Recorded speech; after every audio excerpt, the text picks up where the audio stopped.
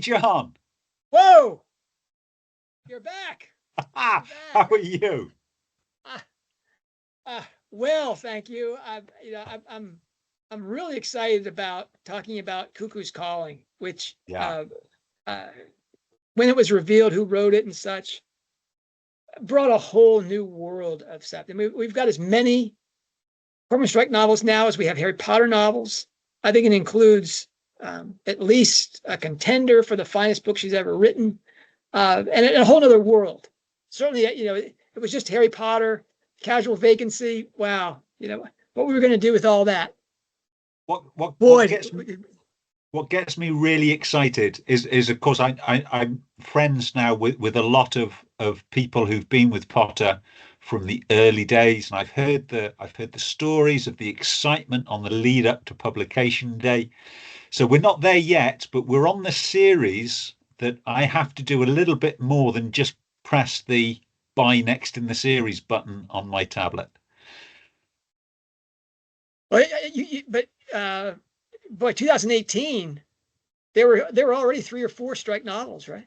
Yeah, there was. So I was already chatting on the moderators channel for Hogwarts Professor in the run up to publication of Lethal White, but I hadn't quite caught up by that point. So I was racing to catch up. I mean, I have to say, I had stopped reading for so long.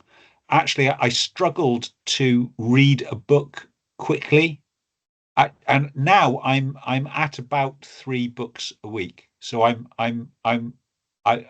managed to get back to the kind of pace I had when I was doing my A levels at school, about that kind of pace. But it took me a long time to build that up. So I remember the launch of Lethal White, but I wasn't at the front of the queue. I think I still had 1 or maybe 2 books to finish before I could get onto that. Wow, it's you're so much a part of the world of Rowling studies now, Nick. It's just funny to think of you as a person playing catch up. You're the person that's played catch up and caught to the leaders in the field and done laps around us. Tell us about Rowling's circumstances at the time. Okay, so Rowling was trying to get published anonymously as Robert Galbraith, and she shared on Twitter some of the rejection slips she's had from some of the publishing houses. There were some clues. So this mysterious Galbraith fella, as an unpublished first author, he would have been quite unusual on the Neil Blair lists. Of course, she had a normal agent represent Mr. Galbraith. As luck would have it, and I'm going to try not to be too cynical, because in our relationship, I feel that's your job, John. And as luck would have it, it was picked up by an imprint of the publisher that published Casual Vacancy.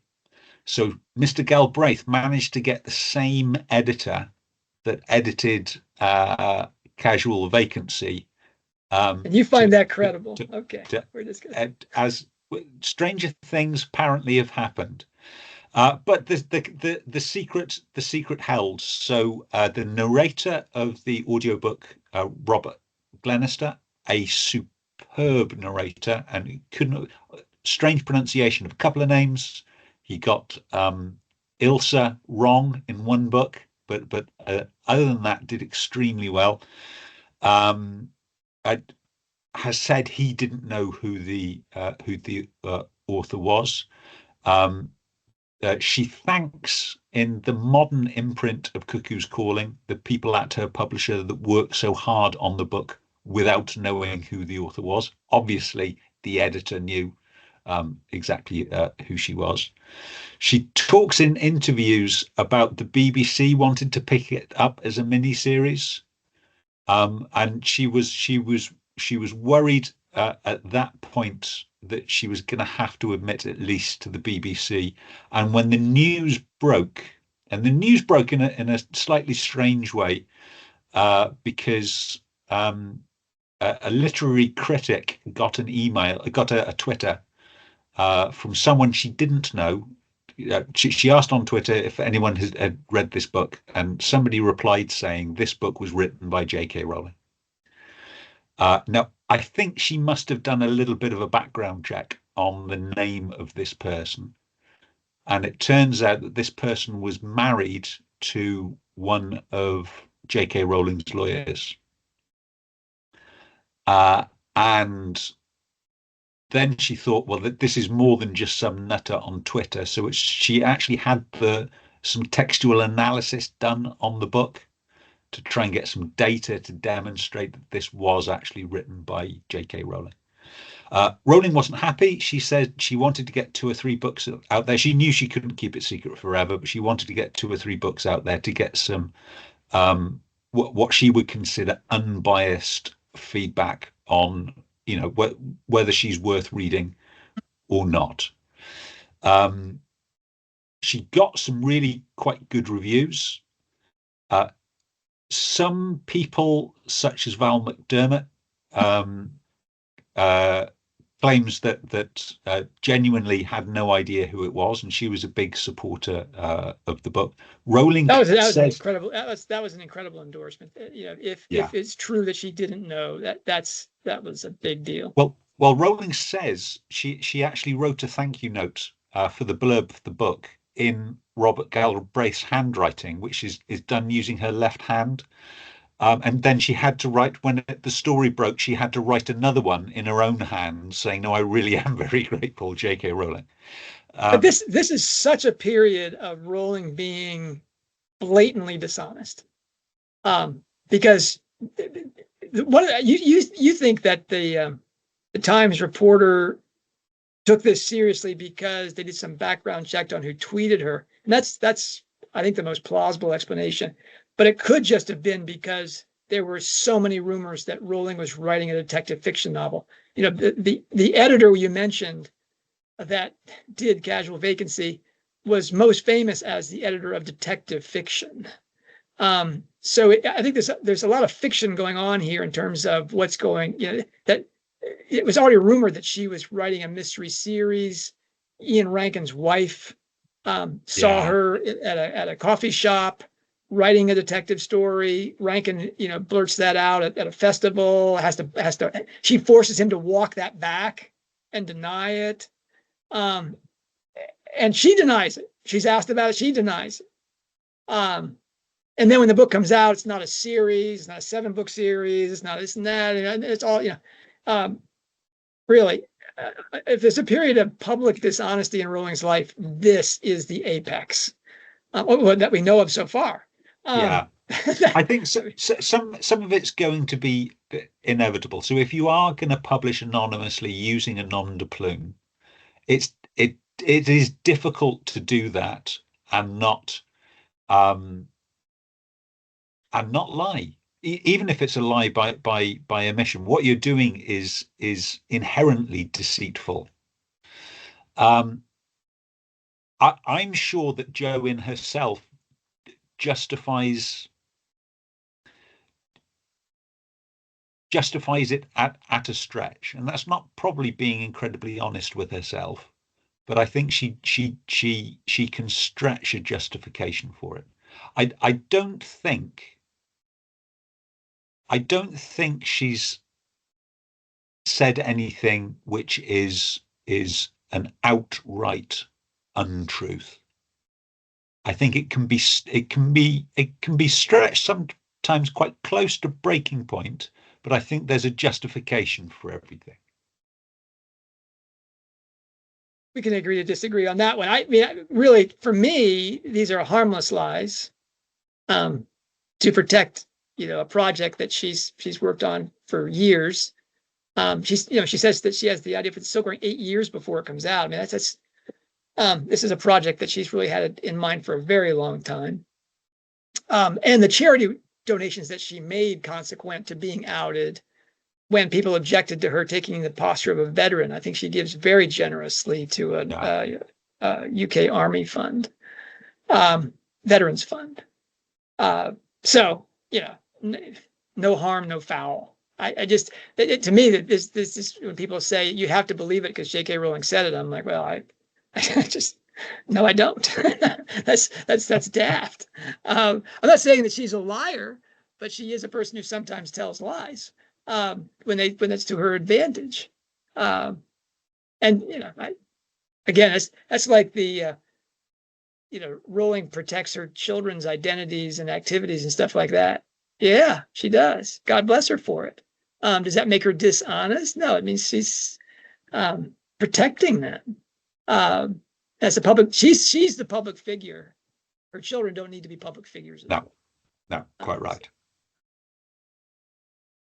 So, yeah, your first encounter with the book was part of your manic. Yeah, it was catch up. And one of the unfortunate things with a digital copy, which for a long time was my only copy, is I've become aware that I believe the text in that copy has changed twice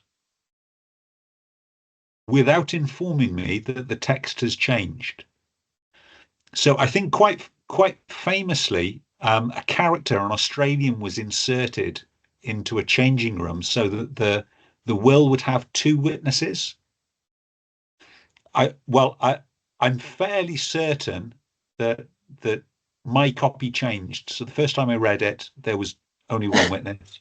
Second time I read it, there was two witnesses. And I remember a discussion on HogPro. I think before I was very active, but I remember a discussion on HogPro where they discussed this, and they said, well, the trouble is the second witness didn't know what she was signing because the paper was turned over. So that will is still not valid. And now I've just reread the book again. And at the very end of the epilogue, we've got Strike musing. Of course, the will wasn't valid, but the family will have agreed to abide by her wishes.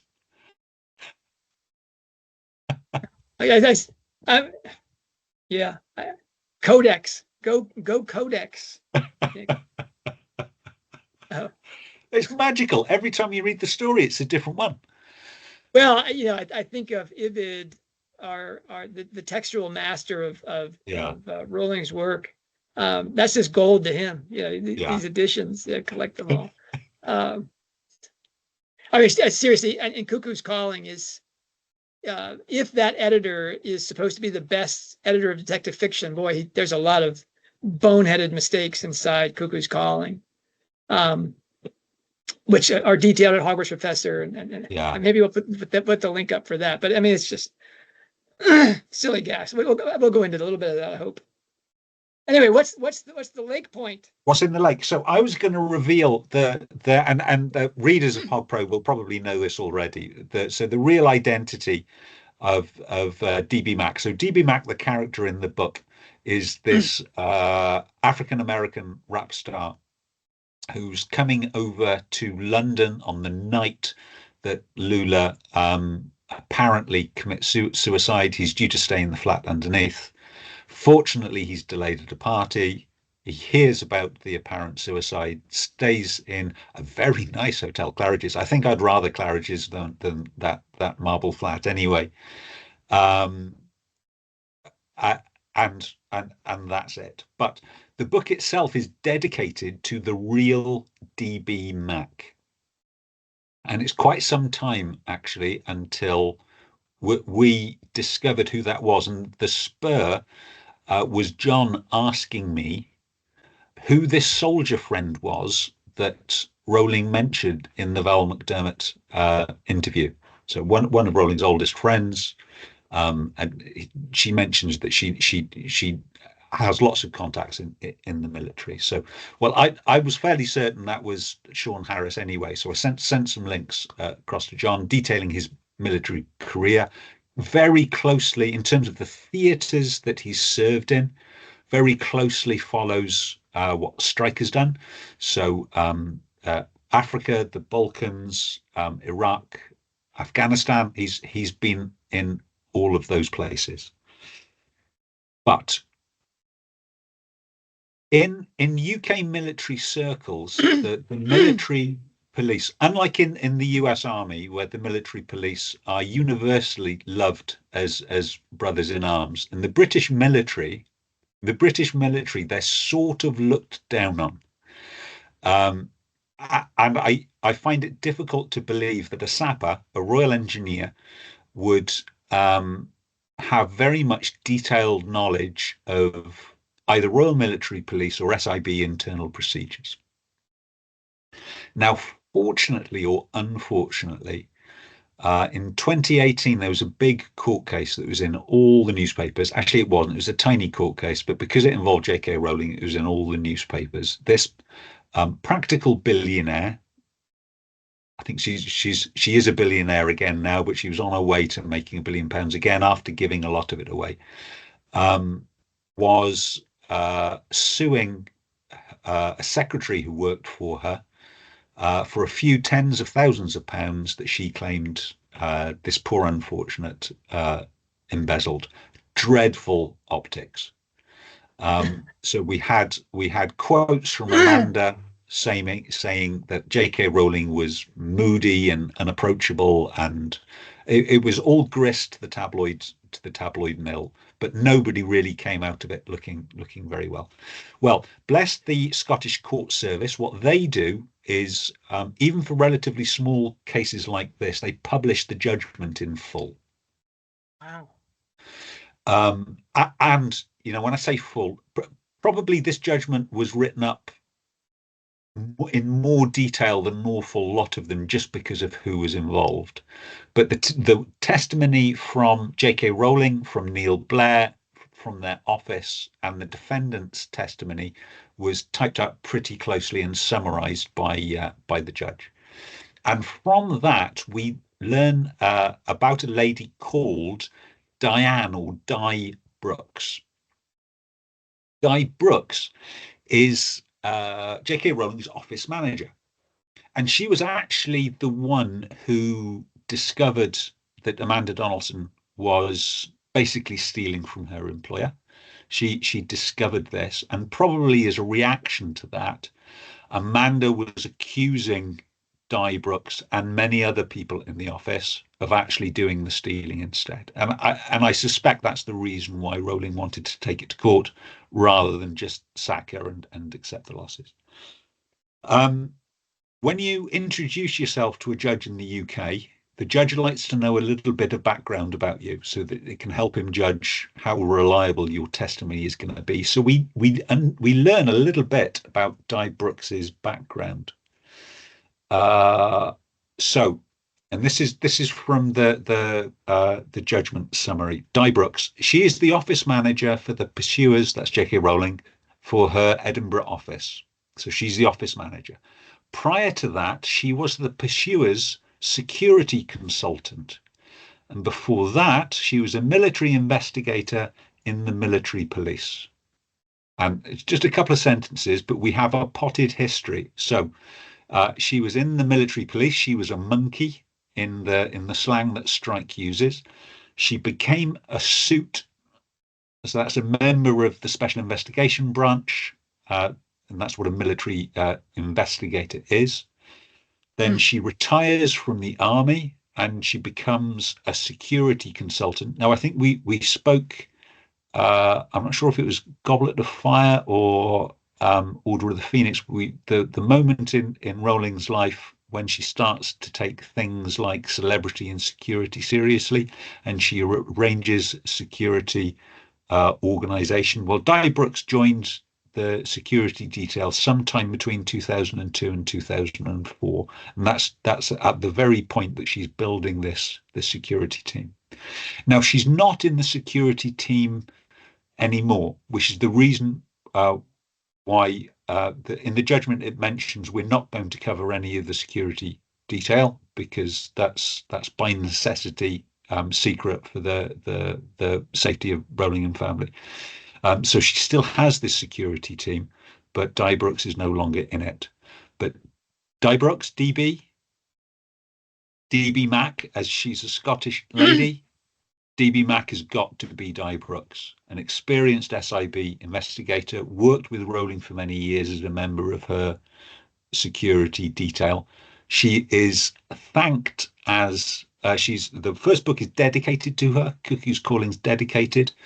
Um, Career of Evil and Silkworm. She's in the acknowledgements as Deeby Mac. And then this judgment has been published. So nosy people like me knows exactly who Deeby Mac is. Every subsequent book, she's in the acknowledgements as Di Brooks. You keep calling her Di Brooks. Are you sure it's not D Brooks? Now that's a southern assumption. So in the UK, as far south as I am, Diane is always abbreviated as Di. But I'm not sure of Scotland, so you could be right. Yeah, I think the DB follows me. Anyway, it's what we owe Di or D Brooks will come out probably in the critical biography. Yeah. Much like Sean Harris. But we can suspect from the amount of space that she gets in the acknowledgments and the work that you've done, that you say we discovered all the time, you and your tapeworm, because it wasn't anybody else that's done this work, that we've learned that the accurate portrayal of Strike as a monkey, as a suit, comes from someone who lived in those shoes. I mean, there's a suggestion almost that Strike's girlfriend in the while member of the services, and that he was supposed to marry or whatever is DB. But that's a great, that's a great Lake entry, especially because we had so much Lake stuff from the Rowling being outed as the author. The shed stuff is, I mean, so you went for the key relationships again, but you went for her staff. That was the buoy again. We went from bad dad to the good friend on the staff. I'm going to go with my shed tool of narrative release and misdirection. The Silkworm was the first Strike novel. According to Rowling, she made a statement to the BBC in an interview at the release of the Silkworm television program adaptation that Cuckoo's Calling was only first because it was a better story to make Strike famous. She said, actually, the plot for Silkworm predated the plot for Cuckoo's Calling. I'd had the idea for that plot, the book within the book, for 7 or 8 years before I wrote it. Now, this means that goes way, way back, right? That often happens with me. I have an idea and I keep it and I sit on it, but I keep it and I play with it like a Rubik's Cube. And there'll come a point where everything clicks and it's ready to be written. I have a lot of notebooks filled with these kind of things. Silkworm was like that. I sat on the plot for a long time. Anyway, I wanted Strike's first case to make him, as it were, I wanted him to solve a very high profile case. The Silkworm wasn't going to achieve what I wanted to in terms of setting Strike up as someone who is much more high profile than he expected to be. Now, there's a suggestion in that, though, that this part just blows my mind. There's a suggestion in that it was kind of like, oh, I have all these stories and I'm just going to put them in an arbitrary order in terms of how it will, create the setting for the plot or something like that. And that's, now that we have 7 of the books, we can realize what, palaver that is. These books the first 7 books are so tightly constructed as a ring that it's laughable that the reason that she switched these things was just to make Strike more famous. That the connections between Philosopher's Stone, between Cuckoo's Calling and Lethal White are the subject of several posts that I've written and 1 or 2 that Louise Freeman has written as well. And the connections between Cuckoo's Calling and the 7th book of 10 books really form a latch to close the 7-book ring. And I think I can prove to you, Nick, that there's a latch that Rowling intentionally used that a word for that in the first book to show how it would connect with the last book. So, okay, and we've been running really late on these things, so I'm gonna try to go this as fast as I can. Okay, let's go through, the latch between Cuckoo's Calling and Running's Grave, books 1 to 7, in order to prove that Cuckoo's Calling is the deliberate point of origin, not this was going to be somewhere else in the series and I just threw it in there because it served a better purpose. This is, the point of origin for the thing. The first correspondence between Cuckoo's Calling and Running Grave, of course, is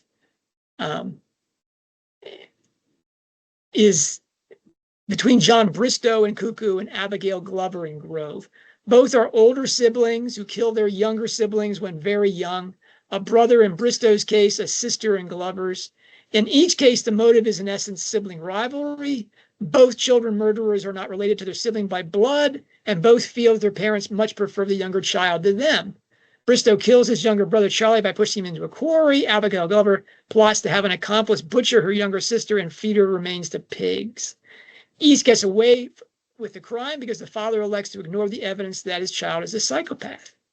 Now, there's a lot more. I'll put a link in the the email message with this video to where this writes up, but what I want to get here is that this is the latch that connects all the books in that 7-book series. And there's a character early on in Cuckoo's Calling who is the victim of a crime committed by her sister, whose name means latch, which I'm telling you, that's about as compelling evidence as you get in this kind of speculation. that Robert Galbraith had planned the series to resolve in 7 books with a crime committed by a sister that completes that ring cycle. And for that, I give you Mrs. Hook and the first case solved in Cuckoo's Calling. And really, the Strike-Ellicott relationship. A woman who attacks Strike when he gives her the bad news about the woman with whom her husband is sleeping. Robin has to peel the enraged woman off Cormoran and console her.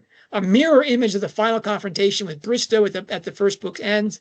Mrs. Hook is the latch of this series. I didn't think it was my sister. I thought it was Valerie. I thought it was Valerie, not my own sister. I mean, the Hook case is the latch of Cuckoo's Calling because the poor woman thought it was Valerie, her husband's accountant, which is what they call John Bristow, right?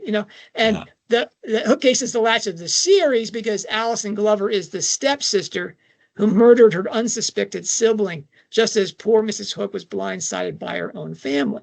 Now, that's fun. Okay. And there's more.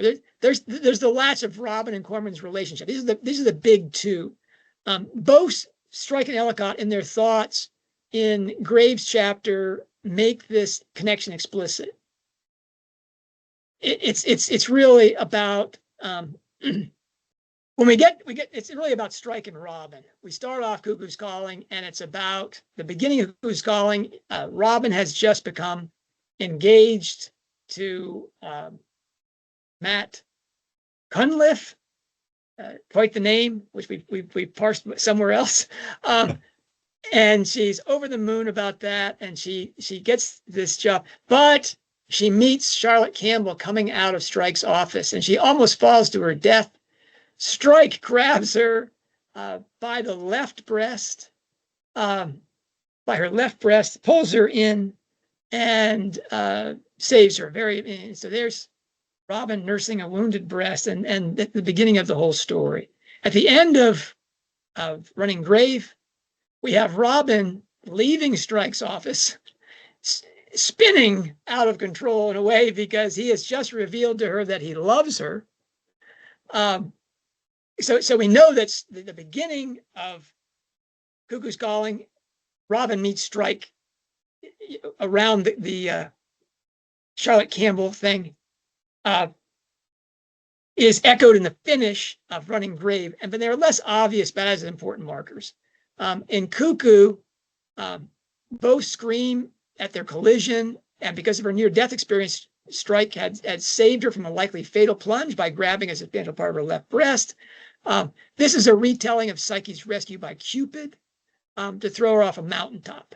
The echo here is that the left breast is over her heart, okay? That this is, his yelling, Jesus Christ is another point into that. All this speaks of the ant-erotic or selfless sacrificial love that will join them, a painful but profound departure in their spiritual center or heart away from romantic, psychological, and physically grounded erotic love. And then we get that from the statue of Eros, that at least that Robin thinks is the statue of Eros in Piccadilly Square, where she proposes. That's her erotic love, but the statue is of Anteros, not of Eros. The reverse imagery in parallel extends to Robin's arrival at the office. She's just having become engaged the previous night, only hours ago, to her departure engraved for a weekend with the lover to whom Strike expects that she will soon become engaged to. Okay. I like the echoing too of the catapulted backwards in the opening scene and Strike's thoughts of himself in the office just before exposing his heart to his beloved as a trapeze artist, preparing to swing out into the spotlight with only black air beneath him. Will she let him fall or save him? As Strike says to Pat, we'll see. Okay. The big deal here is Charlotte Campbell. You know, Charlotte Campbell shows up, and we get Robin clutching at her left breast. And in Running Grave, what do we get? We get Charlotte Campbell showing her, going in her green dress, coming to Strike and saying that she has breast cancer. Strike does everything he can to help Robin with her red breast, Robin Redbreast. He does nothing to Charlotte. He closes her down when she says that she has breast cancer. He even doubts that she has it, or that he doesn't show her any sympathy, saying that she'll get, good care for that with her money. I mean, this is astonishing. All right, those are the two big things. The latch of Mrs. Hook and the opening, the murders. I love the hook latch. That's great. And the Robin and Strike relationship. But there's 15. Very quick, I'm just going to run through this. The prologue in both books is about a case to be solved. Eric Wardle makes an appearance, and they're front and back. The first one, he's eyeing all the women, and he's being unfaithful to his wife. And the last one, his wife has left him because he's unfaithful. As I said, Charlotte Campbell is center stage in both books. Strike reeling from their breakup and coming to terms with what's happened and how she's going to get married. And in the second one, his just cutting her off cold. And literally disposing of her, but she's center stage in both books. I mean, she's hounding him with messages. She's, in his dreams. She's everywhere. I've already mentioned the Jesus Christ on the stairs, which is a great one.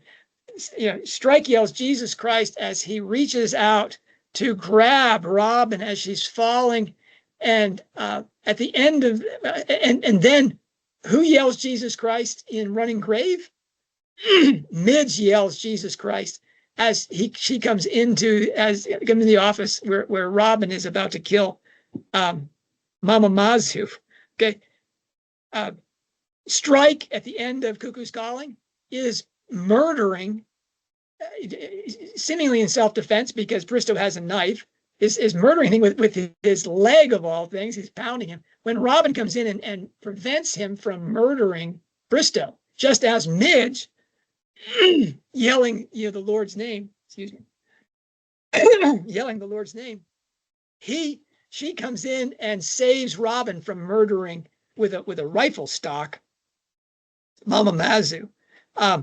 There's the Bristow error. I mean, we talked about the errors in these books. Bristow keeps the cell phone of Michelle Anafade, which is the evidence that he's that murderer, and he keeps it in his mother's safe, which of course Strike realizes somehow he must be. Charlie Bristow, the ghost, is guiding Strike to these things. Totally off the board, not credible.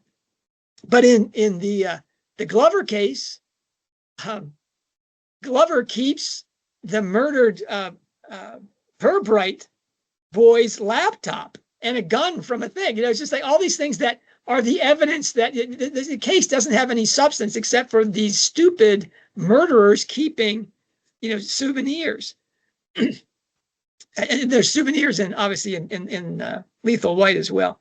Robin pitches for the job at the end of Calling, and at the beginning of Grove, she says, "I'm the only person for this job," running Grave, to infiltrate the religious cult. We get the dress gift at the end of Cuckoo's Calling, where Strike goes out of his way to astonish Robin in the office, and really. The dress gift goes beyond an appreciation of the job that she's done.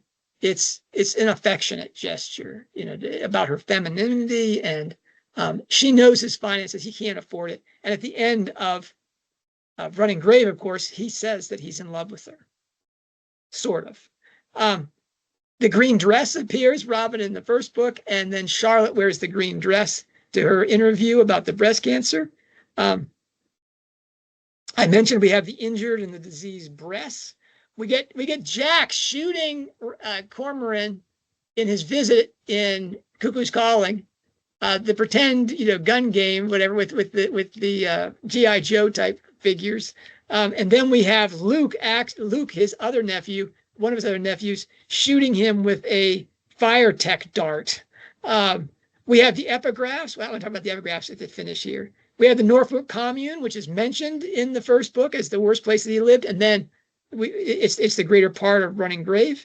We have the displacement fucks with a brain. Forgive me, that's Ilsa's comment. Kiara Porter is clearly Strike's what do you want to call it? Compensation sex.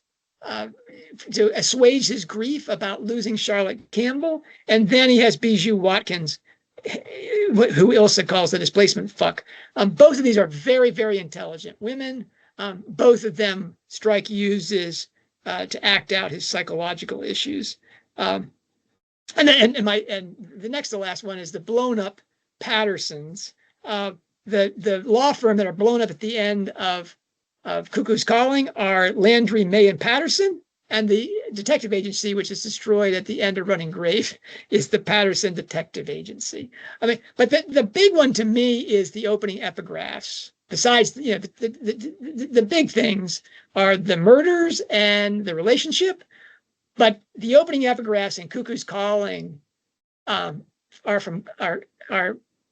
as well as in Running Grave, are from classical medieval authors. They're about happiness. The prologue to Cuckoo's Calling opens up with Lucius Accius's "Unhappy is he whose fame makes his misfortunes famous." Okay. Part one of Running Grave starts out with the same thing.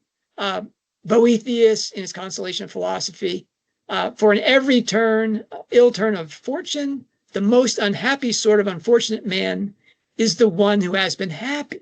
Strike ends Running Grave reflecting on the Aeschylus quotation he had shared earlier with Amelia Cretin, Charlotte's sister. Happiness is a choice that requires effort at times. Okay. The last words of the seventh book are like the first class quotations of the first book, all about happiness. Okay. And I hope that's some demonstration. I know people that aren't into the structure, maybe they just think that's all fantasy. But to me, that's deliberate shed type artistry that shows that when she was writing the first book, she understood what was going to be in the fourth book. And I'll put the links up for that. And the seventh book as the latch to the series. There's no way this was just an arbitrary thing she did so that Strike would solve the Lulu Landry case and become a famous author. That case is the centerpiece of the whole thing. Whew. Wow. So you've convinced me, and so you don't think that Joe looked at the Silkworm, looked at Cuckoo's Calling, and thought, "Wait, no, I can't do that. There's no latch. There's no latch. Wait, if I swap these round, that could have happened." So next tomorrow we've got Silkworm, so we've got the novel about publishing. Wait, What? where are you going to go on the lake with this one? So there's some examples of in Strike's life of literary feuding. Not so much coming from Rowling, but people feuding with her. So I'm gonna look at real life examples of literary feuding with J.K. Rowling and a Hogwarts Professor exclusive. I think I've got a theory as to who the mysterious Jenkins is in the dedication to Silkworm. Now, this is something we've been pondering for a long time, John. We've been. Gosh. Yeah, you're so generous. I love it. But anyway, my shed contributions are the Silkworm, because it is the point of origin. This was the first Strike mystery in Rowling's mind. Has to be considered to be the foundation of the series. It may not be the first in terms of the ring structure and this and that, but it has to be considered. She said it was 7 or 8 years before she started writing it, and she had to have been starting writing it at the latest 2013. I assume 2010. So she was still writing the Potter novels when she came up with the Silkworm idea of Strike and Ellicott and that relationship-driven detective series. I'm going to look at that. And how the novel within a novel within a novel, whatever is key to understanding this entire series. That should be great. I'm looking forward to it.